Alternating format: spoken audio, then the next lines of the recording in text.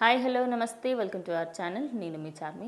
ఇప్పుడు నాగబాబుకి సంబంధించి మాట్లాడుకోవాలి అంటే ఆయన జనసేన పార్టీ ఎప్పుడైతే స్థాపించారో అప్పటి నుంచి ఇప్పటి వరకు పవన్ కళ్యాణ్కి ప్రతి ఒక్క అడుగులో ఆయన అయితే సహాయం చేస్తున్నారు.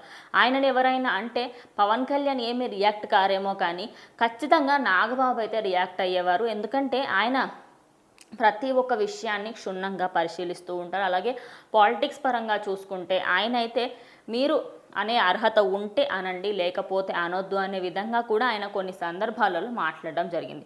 మరి మొన్నటి వరకు ఆయనకి టీటీడీ చైర్మన్ పదవి ఇస్తున్నారనే వార్తలు వినిపించాయి. అలాగే ఎమ్మెల్సీ దాంట్లో కూడా ఆయనకి ఉంటుంది అనే వార్తలు కూడా వినిపించాయి. మరి ఇప్పుడు కొత్తగా కీలక పాత్ర ఒకటైతే ఆయనకి ఇవ్వబోతున్నారనే వార్తలు అయితే వినిపిస్తున్నాయి. ఆ కీలక పదవి ఖచ్చితంగా ఆయనదే. కానీ ఇప్పుడు ఏ ఒక్క పదవికి కానీ ప్లేస్ అయితే లేదు.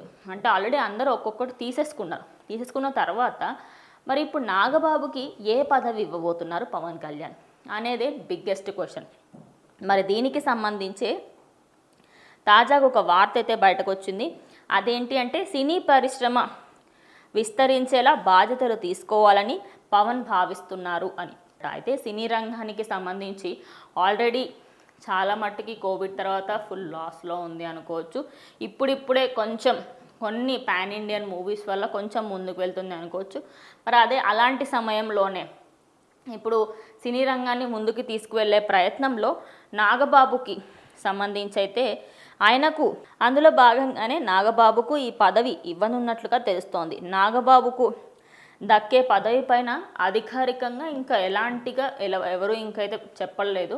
కానీ ఆయనకు మాత్రం సినీ రంగానికి సంబంధించి అయితే ఒక కీలకమైన పాత్ర అయితే ఇవ్వబోతున్నారు. మరి అది ఏంటి అనేది ఇంకొద్ది రోజులలో జనసేన అధినేత డిప్యూటీ సీఎం పవన్ కళ్యాణే వెల్లడిస్తారనే వార్తలు వినిపిస్తున్నాయి. సో మరి వెయిట్ చేసి చూద్దాం నిజంగానే మరి ఇటు నాగబాబు కీలక పాత్ర దక్కుతుందా లేదా అని వెయిట్ చేసి చూడాలి.